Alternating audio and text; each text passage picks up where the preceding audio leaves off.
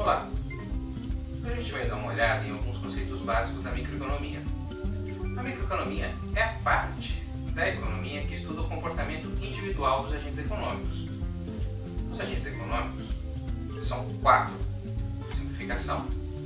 São as famílias, que são as unidades consumidoras da economia, as firmas, que são as unidades produtoras, o governo, que regula a economia, e o resto do mundo, que é tudo que está fora da nossa economia, com quem o país, com quem as firmas, com quem as famílias transacionam no resto do mundo, importações, exportações e por aí vai. A microeconomia vai se concentrar no estudo do comportamento de 2 desses agentes principais, as famílias e as firmas. As famílias, elas consomem, por isso elas geram demanda. Esse é o primeiro movimento que é analisado na microeconomia, o movimento da demanda. Por outro lado, as firmas, elas produzem e com isso elas almejam o lucro, já que a gente está tratando de uma economia capitalista.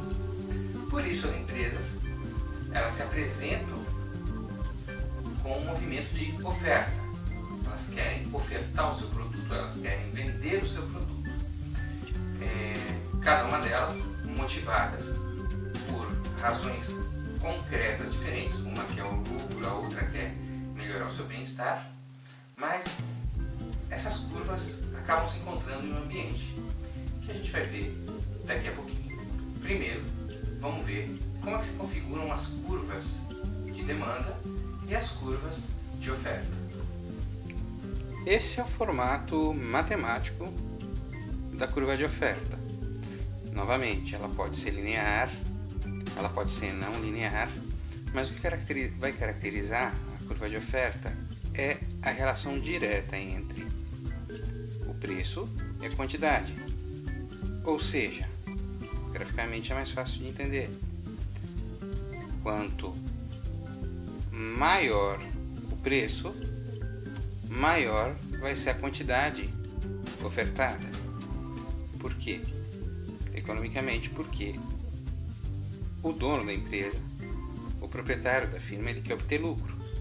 Então, se o preço for alto, ele vai querer produzir mais, ele vai querer ofertar mais para se aproveitar desse alto preço e obter um maior lucro. A curva de demanda tem um formato que matematicamente é expresso por uma função deste tipo. Isso aqui é uma função linear, mas ela pode ser não linear também. Tá? Mas geralmente o que caracteriza é que ela é uma função inversamente proporcional ao preço. A quantidade demandada, ela é inversamente proporcional ao preço, ou seja, quando o preço diminui, a demanda aumenta. Isso encontra explicação na teoria econômica, porque quanto menor for o preço de um produto, maior vai ser a disposição do demandante, do consumidor, a adquirir esse produto. Então, esse é o formato matemático que a equação de demanda tem. E graficamente ela vai ser expressa dessa maneira. Ou seja, quanto menor o preço, maior vai ser a quantidade. Diminuí o preço, a quantidade aumentou. Eu aumentei o preço, a quantidade diminuiu. Esse é um funcionamento básico das curvas de demanda. Sempre lembrando que não necessariamente elas são lineares. As curvas de demanda e de oferta que a gente viu agora há pouco, elas se relacionam entre si em um ambiente chamado mercado.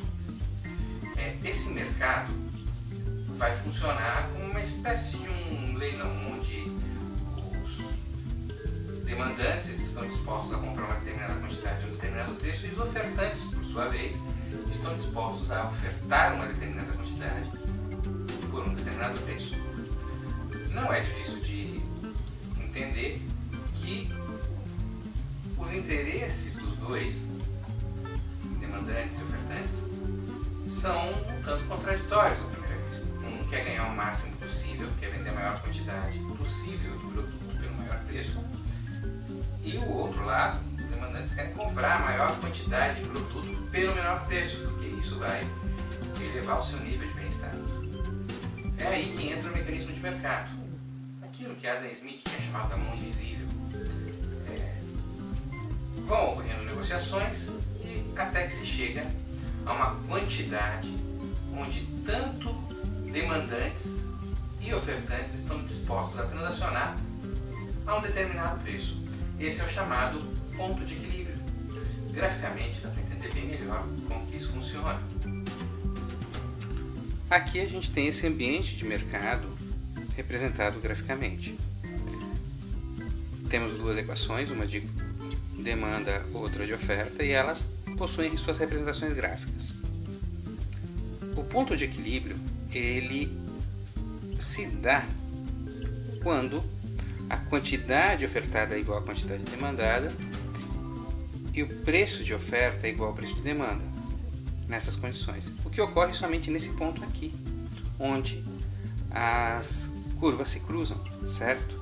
Ou seja, matematicamente, a gente pode dizer que quando as quantidades são iguais e os preços são iguais, é que a gente tem o ponto de equilíbrio, que é o ponto onde tanto os ofertantes quanto os demandantes chegaram aqui a um acordo de que esta é a quantidade que lhes satisfaz, dado esse preço.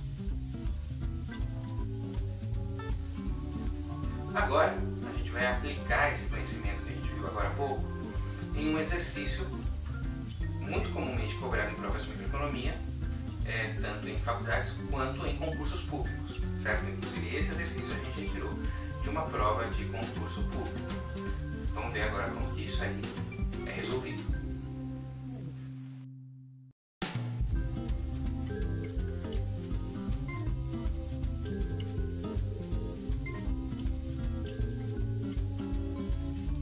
Essa questão, ela traz a informação sobre as duas equações que a gente precisa.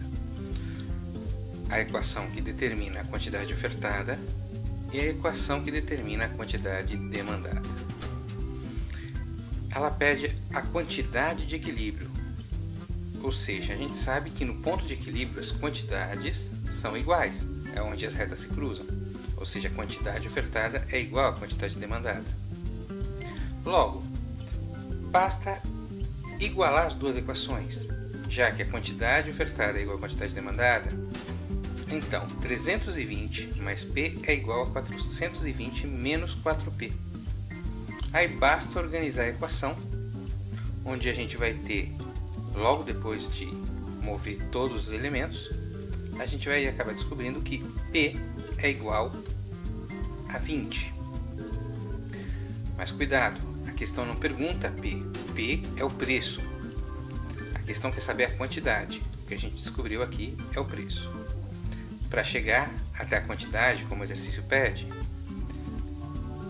o que a gente precisa fazer é substituir esse valor de P que a gente encontrou aqui, esse 20, em qualquer uma das equações. Por que qualquer uma das equações?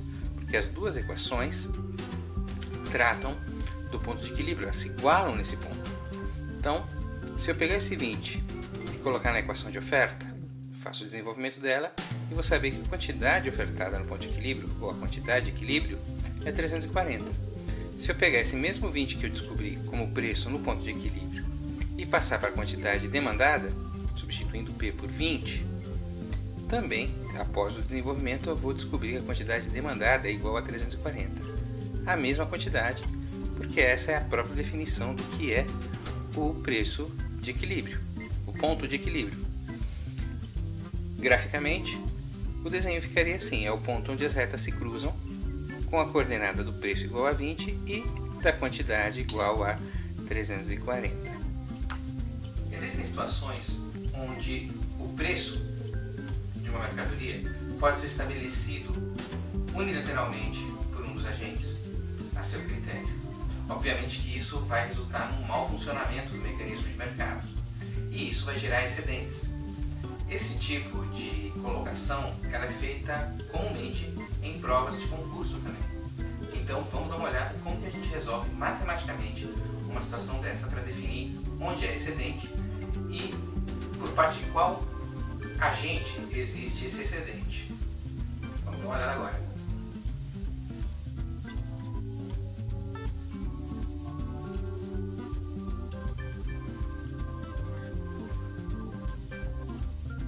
Já essa questão, ela não pede ponto de equilíbrio. Essa questão, ela dá as equações, tanto de oferta quanto de demanda, e ela fixa um preço. E aí você tem que saber o que vai acontecer com oferta e demanda, dado este preço. A questão é simples de ser resolvida. Basta aplicar esse preço dado pelo exercício de 20 nas equações. Primeiro na equação de oferta. Ao aplicar esse preço de 20, a gente descobre que quando o preço for 20, a quantidade ofertada vai ser 260. Por outro lado, a gente descobre também, ao aplicar na quantidade demandada esse preço de 20, que a quantidade demandada, dado o preço de 20, vai ser igual a 280. O simples fato das duas quantidades a um determinado preço serem diferentes já demonstram que isso não é um equilíbrio. Já dá para eliminar uma questão aí.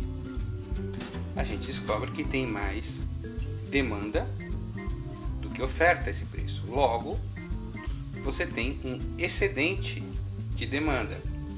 Que você faz um cálculo simples, uma subtração simples, você vai descobrir aqui que o excedente vai ser de menos 20. Menos 20 por quê?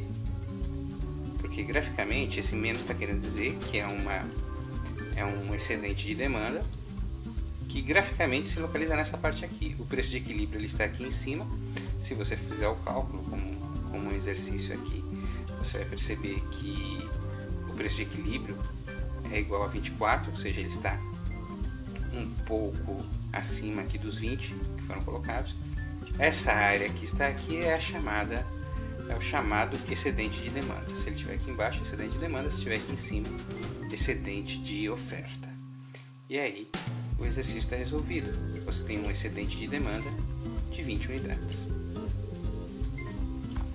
Aqui a gente viu algumas noções aplicadas a exercícios sobre temas da microeconomia. É bom lembrar que essa parte da microeconomia, essa abordagem que a gente utilizou aqui, ela está ligada a algumas premissas. A premissa de que exista um mercado em concorrência perfeita, ou seja, em que exista um grande número de demandantes, um grande número de ofertantes, que nenhum deles seja capaz individualmente ou parcialmente de controlar os preços e quantidades do mercado. Também adota uma premissa de que a gente está tratando de um produto homogêneo, que se você não encontrar em um lugar, você pode procurar em outro, sem haver perda de bem-estar com isso. E também adota a premissa de uma circulação livre de informações, certo? Essas são premissas adotadas principalmente por escolas marginalistas, escolas neoclássicas da economia. Mas, em questões de concurso, se pede essa visão quando se fala em microeconomia. Então, espero que isso tenha ajudado vocês. Se vocês tiverem alguma dúvida ou sugestões de questões a serem resolvidas, por favor, coloque aí nos comentários que com certeza em algum momento você vai ser atendido. Muito obrigado.